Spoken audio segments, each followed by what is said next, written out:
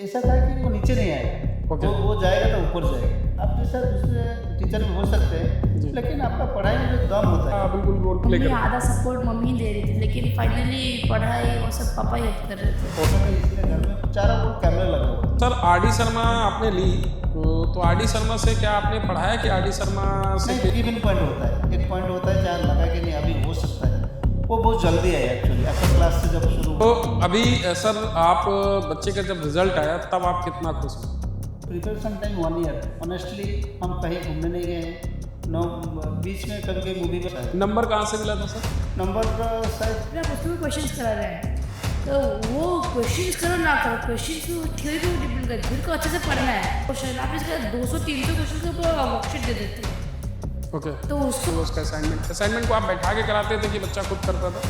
नहीं, हम लोग का तो उस टाइम में कि मैं खुद आपने स्टडी मटेरियल में क्या क्या परचेज किया बुक्स में? स्टडी मटेरियल में sir hello dear parents and प्यारे बच्चों, आप सभी का स्वागत है आपके अपने चैनल फाउंडेशन क्लासेस में, क्योंकि यहाँ पे आप किसी ना किसी से कुछ सीखते हैं और आगे उनको अपने ऊपर इम्प्लीमेंट करते हैं। आज हमारे साथ हैं शुभम। शुभम ने 2 बार आरएमसी एग्जाम क्वालिफाई किया, जो कि इस एग्जाम को एक बार क्वालिफाई करने में लोग न जाने कितना टाइम और बहुत मेहनत लगा देते हैं।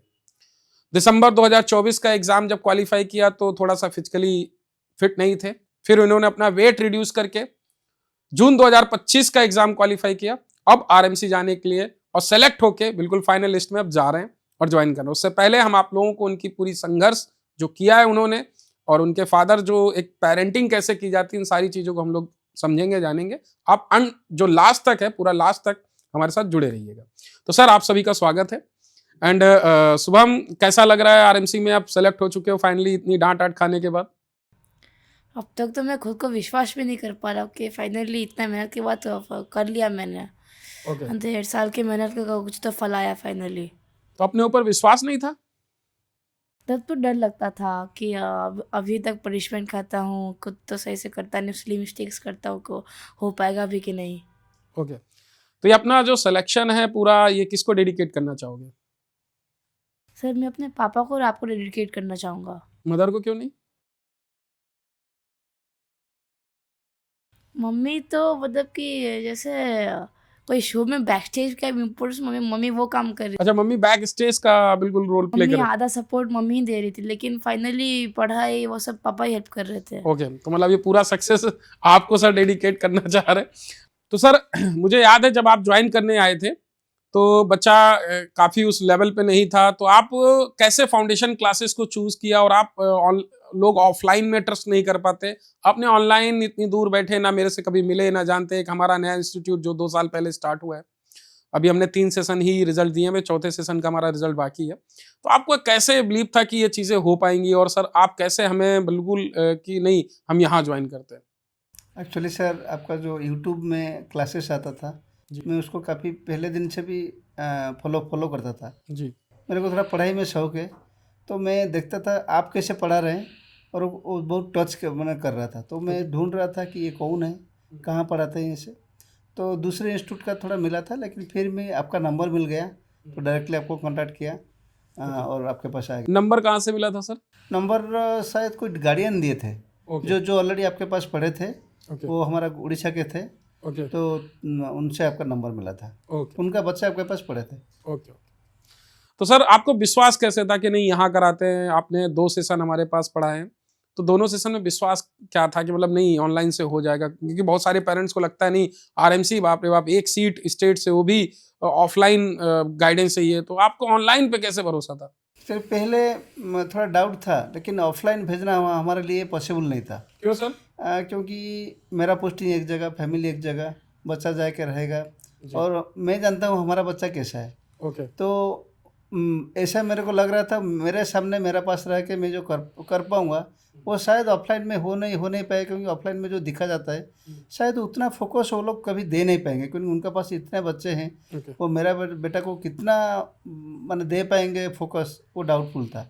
और आपको जब मैं देखा क्लास में, तो जो आपका जो पढ़ाने का जो तरीका है उसमें इतना मेरे को कॉन्फिडेंट लगता था, नहीं यहाँ अगर मेरा बेटा पढ़ेगा और मैं थोड़ा देखूंगा ओके। तो हो जाएगा। ओके। और सिलेबस देखा तो सिलेबस ठीक ठाक था, मीन्स इंग्लिश का या जो भी देखा मैं खुद स्टडी किया। तो फाइनली मुझे लगा नहीं, ऑनलाइन से एक बार चांस लेते हैं, और वो भी सक्सेसफुल हो गया। ओके। तो सर आप बच्चे को कैसे मतलब आपको लगता था बच्चा आपका क्वालिफाई कर लेगा, या बच्चे को आपने कैसे मोल्ड किया, कैसे आप बच्चे को कैसे, एक होता है पेरेंट्स का बहुत थॉट होता है कि बच्चे को हम किस तरीके से चेंज करते हैं, क्योंकि आरएमसी की प्रिपरेशन में बच्चे के थॉट के साथ भी हम लोग खेलते हैं कि भाई उसके एक तो बिलीव दिलाना होता है, दूसरी चीज सिलेबस इतना टफ होता है कि नहीं हमें करना है। तो कैसे आप बच्चे को कैसे मॉनिटरिंग करते थे, क्या चीजें रहती थी? फिर पहली बार मैं सिलेबस को स्टडी किया, ओके तो स्टडी करने के बाद मुझे लगा नहीं कि ये एक चैलेंजिंग एग्ज़ाम है। जी। मीन नॉर्मल जो बच्चे हैं उनके लिए ये एग्ज़ाम नहीं है। ओके और मेरा बेटा भी अच्छा करता था स्कूल में, उसका मैथ इंग्लिश सब फंडामेंटल ठीक ठाक था। लेकिन ये सिलेबस देखने के बाद थोड़ा डर भी लग रहा था। मैं ढूंढ रहा था अच्छा टीचर, ओके मीन्स अच्छा टीचर और कोचिंग सेंटर भी। ओके तो ऐसा जब आप मिल गए तो मेरा फेथ आ गया, नहीं अभी एक्सपेरिमेंट किया जा पाएगा, और मैं उसके साथ मैं हूँ। तो आप पढ़ाएंगे, मैं थोड़ा देख लूँगा, ऐसा कुछ हो पाएगा सोच के मैं प्लान किया सर। ओके। तो शुभम जब पहली बार आप पढ़ने आए, अच्छा सर एक चीज और है कि आप कहीं पहले पढ़वा रहे थे ऑनलाइन, तो वहां पे आप क्या सेटिस्फाई नहीं थे, या केवल नाम पे आ गए मेरे पे, वहां पे क्या था ऐसा? एक्चुअली वो जो जहाँ मैं गया था वो आपको मैं ढूंढते ढूंढते गया था। ओके अच्छा, जहाँ मैं पहले पढ़ाता था। वो ओके इंस्टीट्यूट बोले कि नहीं नितिन सर अभी कुछ दिन के लिए बाहर गए हैं, ओके वो आ जाएंगे, आप ओके कंटिन्यू कीजिए। ओके। लेकिन 1 महीना 2 महीना तक मैं इंतज़ार किया, तो आप नहीं आए। फरवरी तक मीन्स में दिसंबर में एडमिशन ले लिया, लेकिन फरवरी तक जब आप नहीं आए और देखा कि क्लास का कुछ क्वालिटी नहीं है, बच्चे अपना दुनिया में हैं, टीचर जो भी पढ़ा रहे हैं कुछ कांटेक्ट नहीं है, तो मेरे को लगा इधर टाइम वेस्ट हो रहा है। और मेरा बेटा को मैं जानता हूँ कि वो इतना खुद को कंट्रोल करने वाला लड़का नहीं है। अच्छा मतलब जैसे कि बच्चे को बहुत ज्यादा उसमें फोकस नहीं है। बिल्कुल नहीं है, बहुत ज़्यादा नहीं, बिल्कुल नहीं है, क्योंकि टू वे कॉन्टैक्ट बिल्कुल नहीं है। ओके और आपका कोई क्वेश्चन डाउट है अगर क्लास के बीच में आपका मन में आ रहा है, पूछने का कोई सुविधा नहीं है, आप टेस्ट मैसेज करेंगे। सपोज मैथ का क्लास चल रहा है, मैथ का क्वेश्चन क्लास में टेस्ट करना तो मुश्किल है, ओके ना के बराबर है। तो इसलिए हम उसको डिस्कंटिन्यू करके, और मैं एक्चुअली आपसे पढ़ने के लिए उधर गया था। ओके। तो मैं देखा कि हमारा साथ अच्छा आप मेरे को कैसे पहले जानते हैं कि मेरे को मेरे से ही पढ़ने आए, कि यूट्यूब से देख के आए थे? ना, यूट्यूब से देख के आपको फॉलो किया। ओके फिर वो गार्डियन बोले कि आप उसी इंस्टीट्यूट में पढ़ाते हैं, ओके तो उस इंस्टीट्यूट को कांटेक्ट किया। वो बोले हाँ नितिन सर यहाँ हैं, वो अभी नहीं है, वो थोड़ा बाहर गए हैं, आ जाएंगे। वही सोच के मैं एडमिशन ले लिया, लेकिन मैं इसीलिए उसको भी छोड़ दिया बहुत जल्दी। Okay great. तो शुभम जब आप अपने आप को देखा कि लिस्ट में फर्स्ट टाइम जब क्वालिफाई किया, फर्स्ट टाइम जब दिसंबर 2024 का पेपर में आप क्वालिफाई कर चुके थे, तो जून के लिए जब आप प्रिपेयर कर रहे थे तो आप कॉन्फिडेंट थे कि आप क्वालिफाई कर लेंगे? हाँ, तब तो पूरा कॉन्फिडेंस आ गया कि अगर एक बार हो गया है तो दूसरी बार होना पक्का है। ओके। तो सर आप जब उस इंस्टीट्यूट से हमारे पास है तो क्या मेजर डिफरेंस आपको लगा? मेजर डिफरेंस तो two way communication, two way communication, zoom classes. Zoom classes. Zoom classes क्या आपको चेंज करती है, मतलब आपके लिए क्या बेनिफिट है बच्चे के लिए कि जूम क्लासेस होना चाहिए या नहीं होना चाहिए? बहुत सारे लोग ब्लेम करते हैं हम पे कि नहीं जूम क्लासेस में नेटवर्क इशू आता है, बार बार क्लास बफर करती है, ऐसा होता है वैसा होता है, क्या आपको ऐसा लगा? नेटवर्क इशू तो हर जगह रहता है, हम ऑफिस में जो नेट में काम करते हैं उधर भी आता है, लेकिन वो 5% भी नहीं है, बिलो 5% है, विच इज़ बियरेबल। और जो बफरिंग वगैरह होता है वो भी इमीडिएटली ठीक हो जाता है। घर में अगर इंटरनेट स्पीड है तो वो चांसेस बहुत कम है। और सबसे बड़ा चीज़, कभी मुझे ऐसा नहीं लगा कि ऑनलाइन क्लास हो रहा है, एकदम ऑफलाइन ही है, क्योंकि टू वे में अब मीन्स इमीडिएटली टीचर रिएक्ट करना, बच्चा अगर कुछ इधर उधर हो रहा है तो इमीडिएटली पकड़ लेना, वो बहुत बेनिफिशियल है। क्योंकि बच्चों को एक बार लग जाए कि नहीं मुझे कोई देख रहा है, देन जो हम लोग जूम क्लासेस रन करते हैं उसमें क्या आपको लगता है कि जूम क्लासेस से क्या बेनिफिट आप ले पाए? और जो अदर इंस्टीट्यूट में आप क्लास ले रहे थे तो वहां पे जूम क्लासेस नहीं थी, तो उससे और हमारी क्लास में क्या बच्चे में चेंज आया और क्या आप चेंज कर पाए? नहीं, वही मीन्स वो इंस्टीट्यूट में तो जूम प्लेटफॉर्म था ही नहीं जी। और बच्चे के साथ कोई कांटेक्ट नहीं था। सपोज क्लास चल रहा है, बच्चा बिल्कुल देख ही नहीं रहा है। और एक बेनिफिट है, जब आपका क्लास चलता है वो टैब हो या लैपटॉप हो कुछ भी हो, उसमें दूसरा एप्लीकेशन चल नहीं पाएगा। हाँ। वो एक बहुत बड़ा बेनिफिट है जो आपका सॉफ्टवेयर जो आप यूज़ कर रहे हैं। जी जी। तो इधर जो लड़का या लड़की जो पढ़ रहे हैं, जो स्टूडेंट जो पढ़ रहे हैं, वो ही is bound to follow the class. Okay. और उससे ज़्यादा इम्पोर्टेंट है कि आप लोग जो पकड़ लेते हैं, अगर बच्चा क्लास में फोकस नहीं है, वो सो गया कुछ भी, इमीडिएटली विद इन सेकेंड वो पकड़ा जाता है, तो उसको भी लगता है मुझे कोई देख रहा है। ओके। तो वो धीरे धीरे वो उसका हैबिट हो जाता है क्लास के साथ। तो आपका बच्चा क्या पहले से कंसंट्रेट था ऑनलाइन में बैठने के लिए कि या इन बेनिफिट से सिलेक्शन हो पाया? क्या सिलेक्शन का, इसके बच्चे के सिलेक्शन में क्या इस पार्ट का रोल है कि मतलब कि बच्चा पहले से प्रिपेयर था? नहीं, बच्चा पहले से बिल्कुल प्रिपेयर नहीं था। ओके। एक टाइम में तो वो 10 मार्क पे रख नहीं पाता था। ओके। इसीलिए जो भी क्रेडिट जा रहा है इंस्टीट्यूट को जा रहा है, पर्टिकुलरली आपको Okay. जा रहा है। Thank you sir. नहीं ये क्रेडिट आपके और इनकी मदर का है कि इतनी मेहनत करके जो बच्चों को आप लोग यहाँ तक लेके आते हैं, तब हम उस पर वर्क कर पाते हैं। एक्चुअली वो तो है सर, हम बीइंग पेरेंट, हम लोग का मन में ये आता है हम बच्चे के पीछे कितना ज़्यादा भाग पाए, लेकिन जो एक दिशा मिलना, आई थिंक वो मैंने सबसे इम्पोर्टेंट वही चीज़ है। कोई भी एग्जाम हो, वो मे बी जेई, नीट या IAS कुछ भी हो, अगर आपको दिशा ठीक से मिल गया और आपको कोई गाइड मिल गया तो आप आराम से वो अचीव कर पाएंगे। वही हुआ इसके साथ।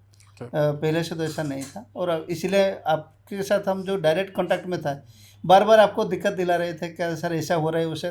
और एक चीज़ हम हर एक चीज़ को आपके आगे पेश कर रहे थे, नहीं ये प्रॉब्लम हो रहा है क्या करें, ये प्रॉब्लम हो रहा है क्या करें। आप हर एक चीज़ का जो सोल्यूशन दिए, हम बेस्ट ट्राई की कि उसको कितना काम में लगाए, और मैंने रिजल्ट मिल गया। सबसे बड़ी चीज़ है कि टू बी ऑनेस्ट, एक सबसे बड़ी चीज़ है आरुष गुप्ता, इसके पहले का जो बच्चा मतलब शुभम के साथ जा रहा है, कि बच्चों में ऑनेस्टी बहुत बड़ी चीज़ होती है। कि जैसे ऑनलाइन में क्या होता है, हम पकड़ तो लेते हैं चीटिंग है, बट पेरेंट्स और बच्चे जितना ऑनेस्ट होते हैं उतना रिजल्ट अच्छा आता है। और ये बहुत बड़ा एग्जाम्पल है। सारे बच्चे जो मेरे देख रहे हैं इस चीज़ को समझें कि आप यदि अपने आप से ऑनेस्ट हैं तो आपका रिजल्ट डेफिनेटली आना है, और बहुत अच्छा आना है। चाहे आरुष गुप्ता हो, शुभम हो, श्रिया हो, अक्षत हो, रिदान हो, किंजल हो, ईशांत हो, बहुत सारे बच्चे सब एक हैं। तो आप शुभम फाउंडेशन क्लासेस में क्या चीज़ अच्छी लगी आपको? वैसे तो कोई एक चीज़ नहीं है। पहले तो लेट्स से मैं क्लास में कर रहा हूँ, अगर ऐसा तो इंटरनेट इशू कोई प्रॉब्लम नहीं था, अगर क्लास मिस भी हो गया किसी भी तरीके से तो ऐसे भी रिकॉर्डेड क्लास आ जाता था। लेकिन ऐसा भी नहीं, अगर तुम चीटिंग करे तो वो तो उसी के बाद वाले घंटे में क्लास नहीं आएगा, उसके बाद वाले दिन में आएगा। अच्छा। तो अगर चीटिंग करे तो पकड़े जाने का तो पूरा है। ओके। इसलिए तुम वो चीटिंग कर नहीं सकते वहाँ पे। अच्छा, ऑनलाइन में चीटिंग नहीं कर सकते, क्योंकि बहुत सारे लोगों को लगता है चीटिंग हो जाएगी, बट ऐसा नहीं है। हम लोगों का सॉफ्टवेयर ऐसा डेवलप है कि चीटिंग बता देता है। फिर हर एक वीक में हमारा एग्जाम होता था, सब्जेक्टिव टेस्ट। हाँ, सब्जेक्टिव टेस्ट। तो और फिर डेली जो होता था लाइक ऑब्जेक्टिव टेस्ट, वो उसमें पहले तो घर में आइसोलेट हो गया था मैं, थोड़ा बहुत दोस्त में नहीं बन रहे थे अच्छे, क्योंकि इधर उधर से। लेकिन वहाँ पे एक कॉम्पिटिटिवनेस बिल्ड हो गया था दिमाग में, क्योंकि हाँ कल अगर रैंक 10 आया था यहाँ पे तो कल मैं और ट्राई करूँगा, कल 8 ट्राई करूँगा, कल 7 अच्छा, किससे कंपटीशन रखते थे? वैसा कुछ नहीं था, ऐसा तो मैंने like it was me versus everyone else. अच्छा, एवरीवन। वैसे बैच में जो बच्चे थे उनमें से किस बच्चे से आप अपना कंपटीशन रखते थे? वैसे मैं सुमित से ही रखता था। सुमित से? जो सुमित चला गया त्रिपुरा से। ओके। पता अगर वो जा रहा है तो अगर उससे अच्छा अगर मैं करूँ तो मेरा जाना पक्का है। ओके। वो माइंडसेट रख के मैं उसका कम्पीट करता था। रिदान से नहीं? उसके बहुत ट्राई कर, लेकिन वो कोई देख वो पूरा फाइनल बॉस है, उसको कोई हरा नहीं सकता इतने आसानी से। ओके। अच्छा, आप रिदान के बारे में क्या कहते हैं? सब मैंने बहुत सारे पेरेंट्स को देखा अपने बच्चे की तारीफ करते हुए, मगर फर्स्ट टाइम मैंने आपको मतलब आपने मुझे फोन करके उस बच्चे के बारे में बोला कि सर ये बच्चा सच में अच्छा है। तो आप उस बच्चे के बारे में क्या सोचते हैं sir? Ridaan is unique. Unique है? हाँ, मीन्स क्यों? वो जो उसका पास जो क्वालिटी है वो भगवान की देन है। हाँ। उनका पेरेंट का भी देन है। उतना कंट्रोल, उतना सिंसियरिटी, वो सब हर एक बच्चे में एक्सपेक्ट करना मुश्किल है। और आजकल का जो सिचुएशन, बिल्कुल बच्चे लोग इतना डिस्ट्रैक्टेड है, तभी टीचर उस पर सब चीजें डाल पाता है। एग्जैक्टली। हमने रिदान को जितना डाला उतना इस पे डाला। एग्जैक्टली। कंट्रोल उस पे इतना है कि वो आइडेंटिकली फॉलो करता है। बिल्कुल। तो ये बहुत ऑनेस्ट है। हाँ। और बहुत सिंसियर है। मीन्स आई यूज्ड टू से he is epitome of everything. Okay. Means जो ऐसा लगता है वो बच्चा नहीं है, वो बहुत बड़ा बच्चा है। उसमें बचपना शायद बहुत दिन से चला गया, उसका जो सेल्फ कंट्रोल शायद जो बड़े बड़े बच्चे हैं 20-25 साल का, उनका भी उतना सेल्फ कंट्रोल शायद नहीं होगा। नहीं, ये चीज आप जब उससे मिलेंगे तब नहीं लगेगा आपको। मैं उसको फॉलो करता हूँ बहुत, जब आपका पीटीएम हो या उसका कॉपीज कई बार आपसे मैंने मांग के भी लिया कि देखे वो कैसे करता है, हम अपना बच्चा को भी गाइड करेंगे भाई ऐसा करो, बिल्कुल। तो सीखने को मिलता है उसका प्रेजेंटेशन से, हैंडराइटिंग, इवन मैंने उसका इंग्लिश का भी मैं देखा कि सिंगल कटिंग नहीं होता है जनरली, बिल्कुल नहीं, क्योंकि कटिंग में टाइम जाता है और कॉपी गंदा भी हो जाता है। तो ऐसे देखे तो he is epitome of everything honestly. तो सर जब फर्स्ट टाइम शुभम हमारे यहाँ आए थे, पहला टेस्ट दिए थे, कितने मार्क्स थे? सर मैथ में उसका था 15 या 18 ऐसा कुछ था, मीन्स बिलो 30 था, 28 शायद था। हाँ 28 था, 28 था, जो कि आउट ऑफ 200 जी। और फिर भी मुझे उम्मीद था, क्योंकि हमको कोच अच्छा मिले थे। क्योंकि मैं जानता हूँ मेरा बेटा में क्या क्या कमी है, तो हम पूरा उसमें ध्यान दिए, मैं मेरा मिसेस, ताकि हम दोनों वर्किंग ही। 28 से फिर लास्ट जब हमारा मॉक टेस्ट होते थे तब कितना लाते थे शुभम? 160-70 वैसे टारगेट था, तो फिर मैं आ रहा था 150-160 150-160 आने लग गए थे। Very good. मतलब ये ऑनलाइन से भी पॉसिबल है सर? हाँ सर, ये जो लास्ट में आप जो बोल रहे हैं सर, ये एक्चुअली जब आपसे पढ़ा वो, मैं कुछ सपोज आपका वो जून वाला जो सेशन स्टार्ट हुआ तब से अगर पकड़े तो उसका सितंबर अक्टूबर में उसका 120, 130, 120 टच कर रहा था। फिर हर एक एग्जाम में 2-5 मार्क ऐसा करके। अच्छा सर, आपको बिलीव था कि यदि दोबारा हम पढ़ रहे हैं तो हम सेलेक्ट होंगे? हाँ 100% था सर। मीन्स ऐसा था कि वो नीचे नहीं आएगा, वो जाएगा तो ऊपर जाएगा, क्योंकि उसका डिस्ट्रैक्शन को कंट्रोल करना हमारा काम था। क्योंकि वो इतना कॉन्फिडेंट हो गया था, पर्टिकुलर मैथ में। मैं सबको बोलता हूँ हर एक बच्चे को एग्जाम देना चाहिए, नंबर 1। नंबर 2 हो सके तो आपसे पढ़ने के लिए। अरे सर, मुझे पता नहीं आप जैसा दूसरे टीचर भी हो सकते हैं, लेकिन आपका पढ़ाई में जो दम होता है, एक वॉइस का, प्रेजेंटेशन का, बच्चे को ऑटोमेटिक खींच के वो स्क्रीन में रखेगा, वो रखने के लिए। और जो कॉन्सेप्ट देने का, टीचर तो वो ऐसे किताब देख के कैसा एग्जाम्पल दिया हुआ है पढ़ाना, वो तो सब मैं भी ऐसा मैंने वैसे ही पढ़ाता हूँ, लेकिन बच्चे को मूड को स्टडी करके इमिडिएटली चेंज। मुझे याद है जब फर्स्ट टाइम एडमिशन लिया था, तो मैं शायद उस दिन सर्कल पढ़ाया था और आपने एडमिशन लिया था, शायद 1 हफ्ते हुए थे, और आपका व्हाट्सएप ग्रुप में एक कमेंट आया कि वेरी गुड एक्सप्लेनेशन सर, और आपने जो आइसोसेलेस ट्रायंगल से पूरा सर्कल पढ़ा दिया। तो मैं समझ गया था कि उस दिन मैं समझ गया था कि पेरेंट्स मोर सिंसियर हैं। यदि मेरी क्लास को इतना डीप वॉच कर रहे हैं तो मोर सिंसियर हैं बच्चे। मैं उस दिन बिलीव हो गया था कि बच्चा रिजल्ट देगा, क्योंकि एक बच्चे के सिलेक्शन में टीचर के साथ साथ पेरेंट्स का भी रोल होता है। क्योंकि हम ऐसा माहौल नहीं बनाएंगे घर पे तो बच्चा फिर नहीं हो पाएगा, क्योंकि हमें माहौल क्रिएट करना होता है। और सबसे बड़ी चीज़ है बच्चों, जितने भी पेरेंट्स हैं, कि शुभम को यदि मैं मुर्गा बना रहा हूँ, मुर्गा नहीं बन रहा है ढंग से, तो मेरे को फोटो खींच के आ जाती थी। अच्छा सर, एक चीज़ और है, बड़ा क्वेश्चन है पेरेंट्स के लिए। एक क्वेश्चन है कि बहुत सारे पेरेंट्स बोलते हैं कि हम दोनों वर्किंग है, बच्चे को देखेगा कौन। मेरे पास अभी भी पढ़ रहे हैं दिल्ली IIT के से पेरेंट्स, उनके बच्चे पढ़ रहे हैं। मुंबई IIT में जो वर्किंग है वो उनके बच्चे पढ़ रहे हैं। तो बोलते हैं हम दोनों वर्किंग हैं, हम कैसे बच्चे को। आप दोनों भी वर्किंग हैं और दोनों बैंक में हैं, और बैंक का बड़ा हेक्टिक होता है कि छुट्टियां भी कम होती हैं और क्लोजिंग का बहुत ही ज़्यादा इशू रहता है। तो आप बच्चे को अकेले छोड़ के, बच्चा इतना ट्रस्टवर्दी भी नहीं, ये भी मैं बता रहा हूँ कि जितने भी ये ट्रस्टवर्दी नहीं है, यदि इसको 2 मिनट मिले तो सबको घुमा देगा। तो आप कैसे बच्चे को टैकल करते थे, कैसे क्या करते थे? एक्चुअली सर, नंबर 1, हम खुद को, हम मैंने हमारा दुनिया को हम छोड़ दिए थे। हमारा ऑफिस से रिटर्न टाइम एवरेज 8:30, तो खुद को मैंने 9 o'clock तक रेडी करके फिर हम शिफ्ट ड्यूटी करते थे। अगर एक दिन मेरा मिसेस लेट नाइट तक बैठेगी तो दूसरा दिन मैं बैठूँगा, क्योंकि रेस्ट लेना पड़ता है, क्योंकि नेक्स्ट डे फिर बैंक जाके 12 आवर ड्यूटी करना पड़ेगा। बिल्कुल। तो हम ऐसा ही करते थे। मेरा मिसेस का ग्रामर, इंग्लिश मैं उनको दे दिया था, ग्रामर में वो अच्छा है, तो वो ग्रामर पोर्शन चेक करना, कुछ करना, और मैं मैथ देखता था, और हम दोनों मिलके उसको जीके का रिवीजन करवाते थे।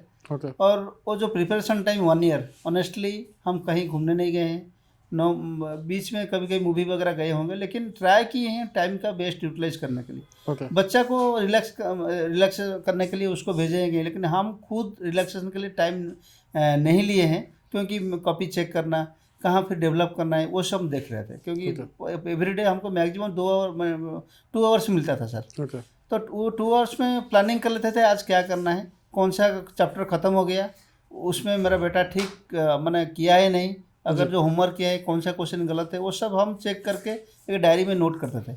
और वो जो आपका क्लास का जो बढ़िया बढ़िया क्वेश्चन है, जो कि सपोज आप 5 क्वेश्चन मैंने क्वेश्चन आज डिस्कशन किए, एक क्वेश्चन ऐसे होगा जो कि पूरा टॉपिक को कवर कर देगा, जो लॉजिक वो क्वेश्चन हम डायरी में लिख लेते थे, बहुत क्वेश्चन है आंसर। अच्छा, आपको ये भी तक होता था कि मैं एक पूरे 10-15 क्वेश्चन, एक क्वेश्चन ऐसा रखता था जो पूरे टॉपिक को रिवाइज कराता है? हाँ, मीन्स ऐसे कि आपका हर एक क्लास हम देखते थे। ओके। एक तो मेरा इंटरेस्ट है खुद पढ़ने के लिए और सीखने के लिए, तो आपका क्लास हम मैंने देख लेते थे। बच्चे का सर वॉच कौन करता था घर पे?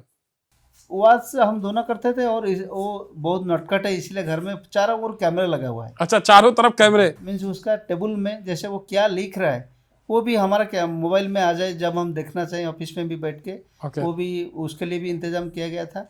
उसका पीछे तो सर आप कहाँ पोस्टेड है वैसे? मैं एसबीआई में काम करता हूँ। ओके।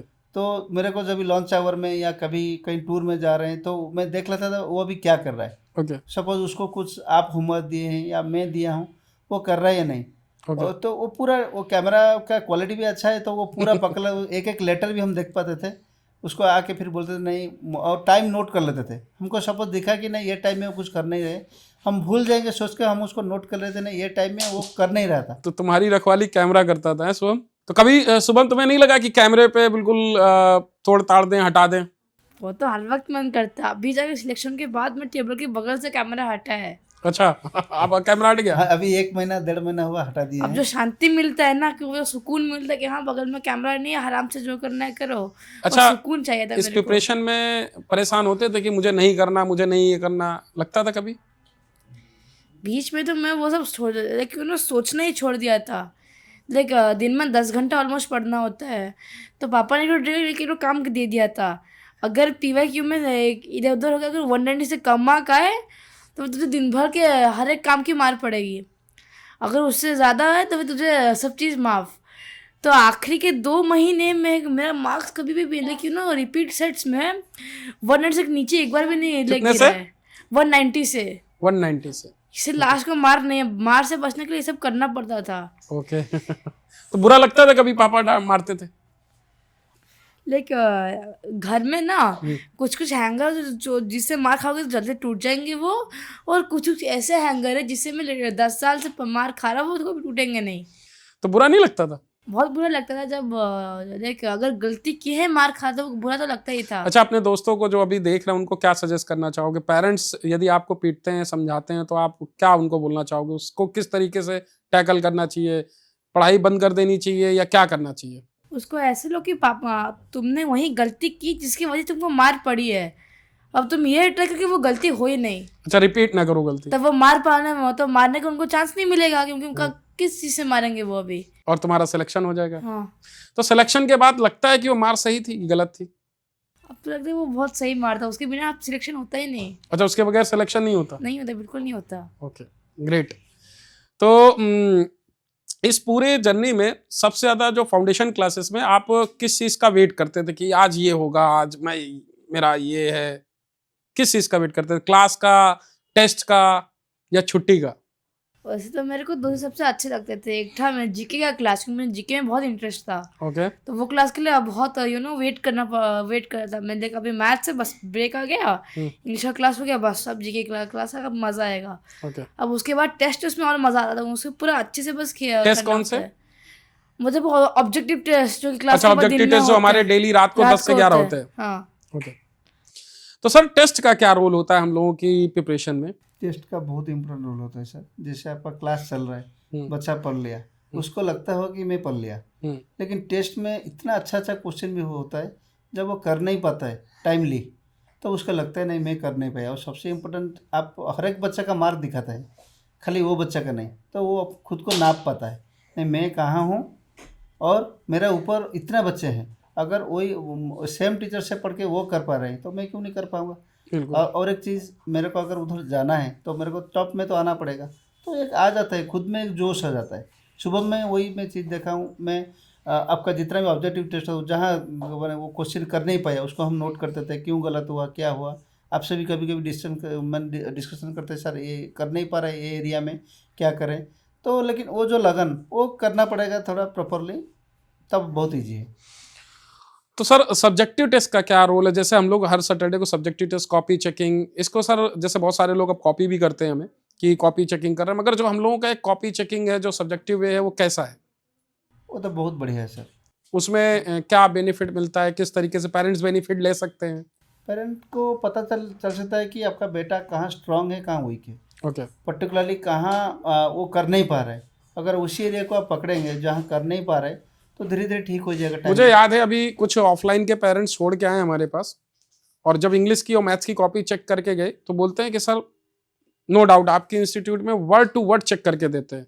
तो उसमें sir word to word check करने में जो हम लोग मेहनत करते हैं उसमें पेरेंट्स को क्या मतलब बेनिफिट मिलता है? क्योंकि हमें भी जानने का बड़ा ये, मैं बहुत क्यूरियस हूँ कि हम लोग तो मेहनत करके दे दिया, बट आप लोग कैसे उसको इम्प्रूव करते हैं? एक्चुअली मैं पर्सनली बोलूँ तो एक टेस्ट ख़त्म हो गया, कहाँ गलती हुआ मैं उसको नोट कर लेता था। जी। और PIQ का जो क्वेश्चन है वो अलग फाइल में रहता था, एक डायरी में नोट कर लेते थे कहाँ कहाँ कौन से एरिया में मैंने गलत हुआ। तो उसको जब और एक बार प्रैक्टिस करने के लिए करेगा, हम ट्राई करते थे वो एरिया में वो गलती ना करे।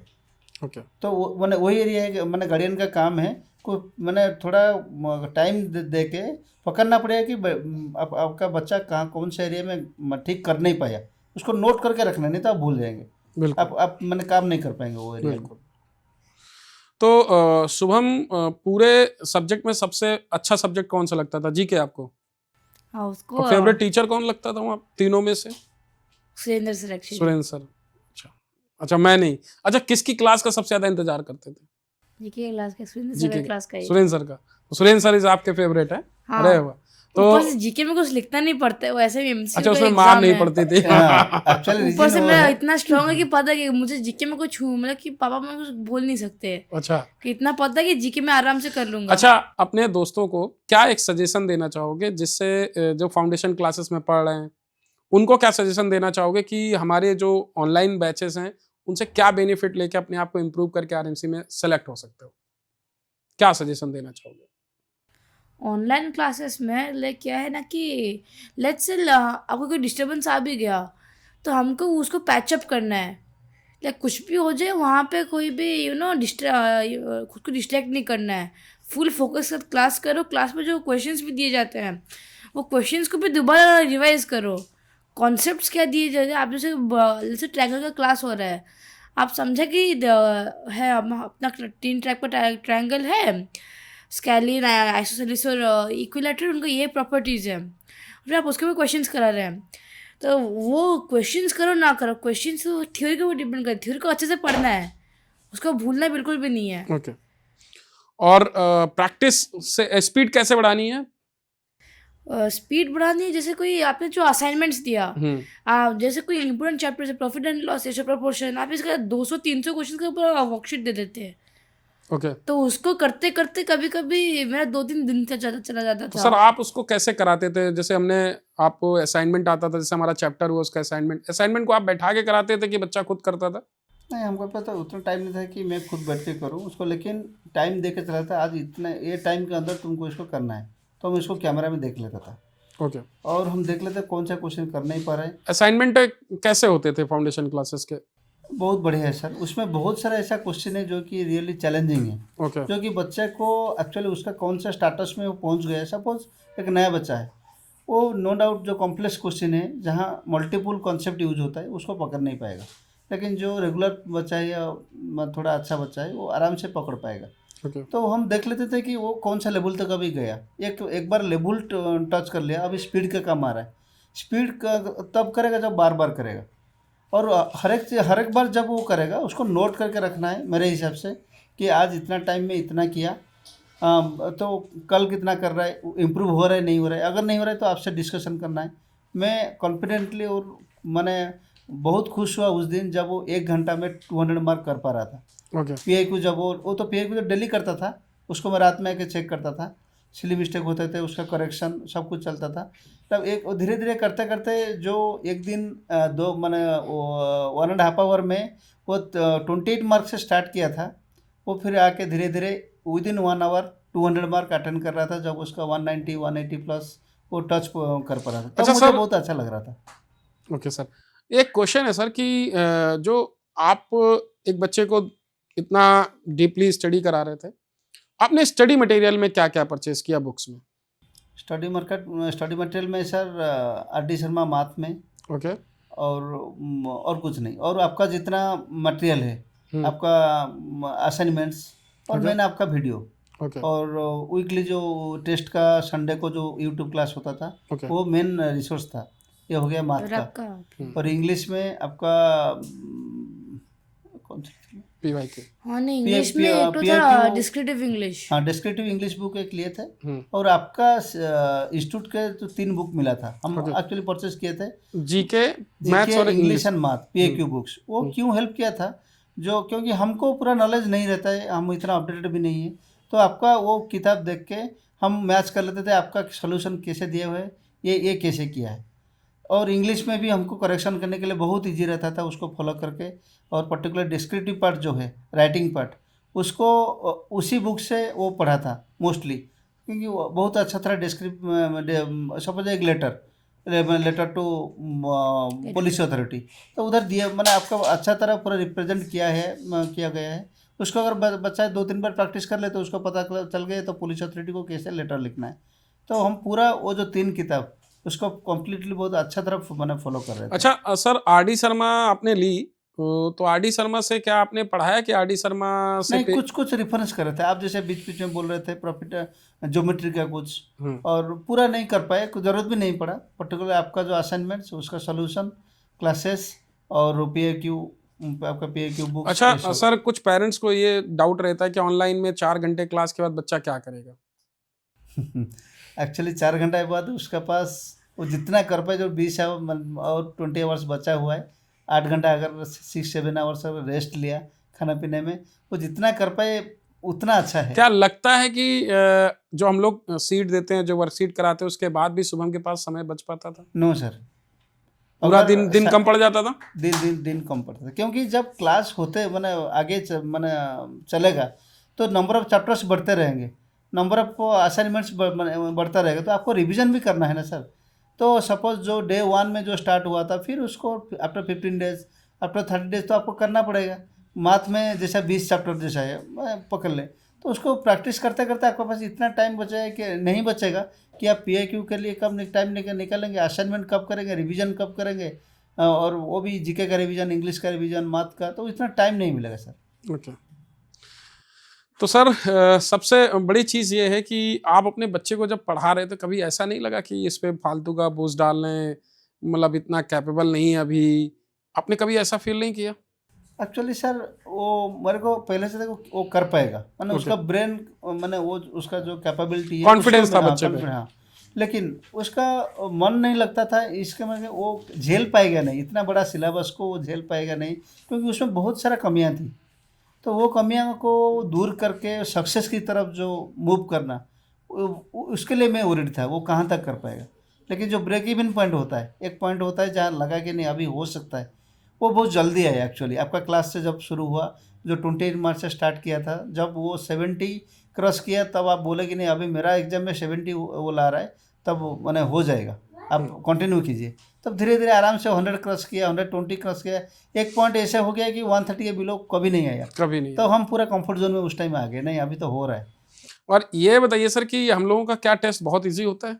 बिल्कुल नहीं सर। आप भी एग्जाम दे के आप स्टेट बैंक ज्वाइन किया, आप भी मैथ्स बैकग्राउंड से, तो मैथ्स का जो पेपर बनता है, कैसा आपको फील होता है जब आप पेपर देखते हैं? आपका एग्जाम में अगर कोई बच्चा 110 मैंने ले आता है, सपोज 110 120, देन RMC का पेपर में वो 150 टच कर लेगा, 150। और जो हमारे में 150 160 ला रहा वो तो 200 भी जा सकता है। क्योंकि सर वो जो ब्रेन का जो एक लेवल बन जाता है, उसका अंदर जो हिम्मत बन जाता है, वो ऑटोमेटिकली प्रोपेल करेगा उसको। फाउंडेशन क्लासेस, देखिए बाकी टीचर भी अच्छा पढ़ाते हैं, सब पढ़ा रहे हैं अपना, तो फाउंडेशन क्लासेस में क्या खास लगता है सर? लगन, मेरे को तो लगन लगता है, क्योंकि मटेरियल बनाना में भी आजकल इजी होगा AI आने के बाद, लेकिन जो लगन है, जो प्रेजेंटेशन स्टाइल या कॉपी चेकिंग, फिर उसके बाद क्लास, फिर हर एक दिन ऑब्जेक्टिव टेस्ट रेगुलरिटी, हाँ रेगुलरिटी, फिर वो कोई जो क्लासेस हुआ, कहाँ बच्चे लोगों का इशू हो रहा है, नेक्स्ट डे फिर रिवीजन, वो सब रियली कंटिन्यू कर पाना 6 महीने तक बहुत डिफिकल्ट है, जो कि हो रहा है आपके आपके साथ। बिल्कुल, किसी दिन मेरा भी कोई पॉडकास्ट शूट करे तो मैं उसे बताऊं कि मेरी पर्सनल लाइफ गई अब इन बच्चों के चक्कर में। खैर ये तो बेसिकली एक जो रेगुलरिटी है वो सबसे ज्यादा इम्पोर्टेंट है। क्लास में कभी छुट्टियां होती हैं हमारे यहाँ? बिल्कुल नहीं सर, ओके। ऑलमोस्ट कभी नहीं। कभी 1-2 दिन। हाँ, शायद दिवाली में नहीं, और दिवाली भी छुट्टी नहीं थी ना। दिवाली में नहीं थी, क्लास थी हाँ क्लास थी। मीन्स हाँ गिन चुन के 4-5 होगा ऐसे। पूरे 6 महीने में। हाँ, अगर पूरा 6 अगर महीना में। आपको आप बीच में जो सॉफ्टवेयर को जो रिबूट करे थे ना, तभी थोड़ा छुट्टी हो गया था। और एक्स्ट्रा क्लास को अगर ऐड कर ले तो छुट्टी नील हो गया, Okay. मन माइनस में ओ, चला हाँ। जाएगा। तो कभी कभी ऐसा नहीं लगता कि रात को मैं 4-5 घंटे क्लास ले रहा हूँ, नींद आ रही है, अरे सर बंद करें, क्यों सुबह? नहीं, नींद तो आती थी, मन तो करता है क्लास छोड़ो सो जाओ पूरा। फिर लेकिन फिर एक तो आता था कि नहीं, ये अगर क्लास अभी छोड़ा तो पहले तो पढ़ाई छूटेगी, तो उस तरफ चीज़ें नहीं आएंगी। ऊपर से अगर अगर वो अगर हुआ, अगर उधर मार्क्स लूज़ किया तो और पनिशमेंट मिलेगी। तो वो उस टाइम में क्या था कि थोड़ा सा वो आ जाता था, सुबह के टाइम सो जाता था मैं बीच में आधा घंटा 1 घंटा, तो रात में एक्सटेंड हो जाता था। इसमें भी एक्साइटमेंट होता था ना खुद का कि हाँ चलो ठीक है। ऊपर से मेरे पापा बगल में बैठते थे, मैं इधर बैठा तो कैमरा में रिकॉर्ड नहीं हुआ, लेकिन बगल पापा बैठेंगे कुछ भी हो जाए। पापा या फिर मम्मी है, अगर थोड़ा सा भी अगर ऐसे हो गया तो मेरे को एक पड़ेगा पूरा अच्छे से। Okay. नहीं, हम इसलिए बैठते थे उनको निगरानी करने के लिए नहीं, मेरे को मज़ा लगता था। Okay. मीन्स पर्टिकुलरली आपका क्लास हो या इंग्लिश में जो एक सर मैंने सर पढ़ाते हैं, अनिल सर। अनिल सर, जो पढ़ाने का जो मेथड है वो बहुत एंजॉयबल है। मैं मैथ एंजॉय करता हूँ, इसलिए मैं जनरली मैथ क्लास बिल्कुल, जब भी टाइम मिलता था मैं बैठ जाता था, मैं भी कुछ सीख जाऊँ। नहीं तो हर एक टीचर जैसे वो जीके सर के बारे में बोले तो क्या ना, इतना मजाक करते थे, हंसते हंसते वो पढ़ाते हैं। जीके जो बोरिंग होता है, ट्रेडिशनल जीके हम भी जब पढ़े थे तो वो सबसे बोरिंग पार्ट था ट्रेडिशनल जीके। बिल्कुल। लेकिन इधर सर ऐसे पढ़ाते हैं हंस के, पिक्चर दिखा के, और जो प्यारा प्यारा प्यारा बात करके, मीन्स लवली वर्ड्स जैसे बोले, तो आपको बोर लगा ही नहीं कभी। वो बहुत अच्छा लगता है सर। Okay, great. तो अभी सर आप बच्चे का जब रिजल्ट आया तब आप कितना खुश हुए? हम तो पहली बार जब आया था हम सब घर में रोए। अच्छा। इसीलिए खुशी नहीं, मीन्स वो चैलेंज को वो टच कर पाया। और बाकी ताने भी मिलते थे कहीं से कि बच्चा क्या करा रहे हो क्या नहीं, या किसी को बताया नहीं था? नहीं, हम बहुत कम आदमी को, कम सर्कल, हमारे सर्कल में बहुत कम आदमी को मालूम था कि वो पढ़ रहा है। और जनरली एक टेंडेंसी होता है कि क्या ज़रूरत है इतना पढ़ाने का, एक छोटा बच्चे को इतना दौड़ाने का क्या मतलब होता है। बिल्कुल। लेकिन मेरा जो, मैं खुद हॉस्टल में बड़ा हुआ हूँ, तो मेरा लगता है कि hostel life is the best life. Okay. तो मेरा मन में था कि मेरा बच्चा भी हॉस्टल में जाए, थोड़ा एंजॉय करे, वो लाइफ क्या है खुद जाने, और खुद को जो संभालना, रिस्पॉन्सिबल होना, वो हॉस्टल से भी अच्छा सीखने मिलता है घर के कंपैरिजन में। सेकंड, वो एग्ज़ाम को फेस करे, आरएमसी का एग्ज़ाम, इसलिए मैं बार बार बोलता हूँ सर, हर एक बच्चे को देना चाहिए।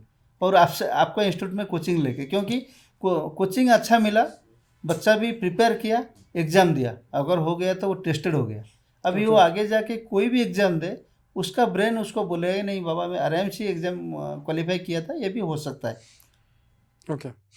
तो आपको मतलब उस दिन जिस दिन रिजल्ट आया तो सब आप रोने लग गए, तो खुशी के आंसू थे? ओके, उस दिन ये अचीवमेंट हो चुका। आपके साथ के जितने भी पेरेंट्स सिंसियर थे शायद सबको मैंने आरएमसी भेज दिया है, जितने भी हैं। जो नहीं जाना चाहते तो वो मेडिकली देने नहीं गए, क्योंकि उनका एक था कि बस आरएमसी हमें पढ़ाना है, क्वालिफाई कराना है, सिर्फ लोगों को दिखाना है कि हम भी क्वालिफाई कर सकते हैं। कुछ लोग ऐसे भी आते हैं आरएमसी में, तो मगर आपके साथ के सारे बच्चे अब जा चुके हैं। तो सर आपको किससे इंस्पिरेशन मिली कि नहीं आरएमसी जाना चाहिए शुभम? मतलब किसको देख के मोटिवेशन मिला कि यार ये आरएमसी जा रहा है, हमें भी जाना चाहिए? Any senior? वैसा कोई सीनियर नहीं है, मैं खुद के लास्ट को कुछ लोग मिले उड़ीसा से। अच्छा। कांटेक्ट हमको जब मिला, लेकिन फिर भी उनको इतनी इंस्पिरेशन नहीं रहे, उनको वो हेल्प कर रहे थे, वो मेरे इंस्पिरेशन नहीं थे। मैं बस वो खुद को देखता था कि लाइक कभी भी दिमाग में आता था मेरे कि अभी एयरफोर्स को जाना है, इतना दूर तक आ चुका हूँ, एक बार क्वालिफाई कर चुका हूँ, या फिर 1 साल से रगड़ रहा हूँ मैं खुद को। अगर बीच में अगर अबॉर्ड भी करूँ तो ज़िंदगी भर तक वो दुख रहेगा, वो रिग्रेट रहेगा मेरा Okay. कि इतना कष्ट किया था मैं अकेले, फिर भी कुछ कर नहीं पाया, वो एक तो दुख रहेगा। Okay. तो वो रिग्रेट को अवॉइड करने के लिए सिर्फ खुद को पुश करता रहा। Okay. तो सर आप पेरेंट्स को कुछ लास्ट टाइम कहना चाहेंगे कि बच्चों को साथ ऐसा करना चाहिए जिससे बच्चे उनके अच्छे ग्रो कर पाए? कोई पेरेंट्स को सजेशन? सर मैं जो भी पेरेंट्स जिनका बच्चा अभी प्रिपेयर हो रहे हैं, एक हम्बल सबमिशन है कि आप लोग इन्वॉल्व होइए, आप लोग एंजॉय कीजिए जर्नी बच्चे के साथ। बच्चे को जब मालूम है कि उसके साथ अपना पेरेंट्स है, उनको भी जोश आएगा। ओके। नंबर 2, ब्लाइंडली जैसे हम राम मंदिर गए तो ब्लाइंडली हमको एक रेस्पेक्ट आता है भगवान के ऊपर, भक्ति आता है, तब अच्छा लगता है। उसी तरह ब्लाइंडली आपका इंस्टीट्यूट को फॉलो करना है। क्यों मैं इसीलिए ब्लाइंड बोलता हूँ, लोगों को लगेगा आप प्रमोशन कर रहे हैं। नहीं सर, इसीलिए बोल रहा हूँ 6 महीना टाइम बहुत कम है। आप अगर एक्सपेरिमेंट करते रहेंगे तो टाइम निकल जाएगा। बिल्कुल बिल्कुल। वो चीज़ 6 महीना हो या 2 चांस 1 साल भी हो, 1 साल का भी अगर लेके प्लानिंग में या सिलेबस के लिए अगर प्रिपेयर हो जाए, क्योंकि बच्चे छोटा है, इसे वही दिमाग में रख के मैं बोल रहा हूँ।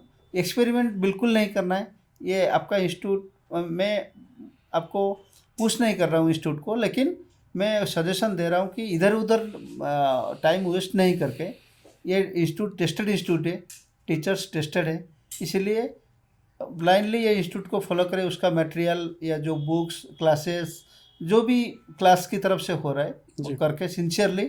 और सबसे थर्ड पार्ट है नोट करना।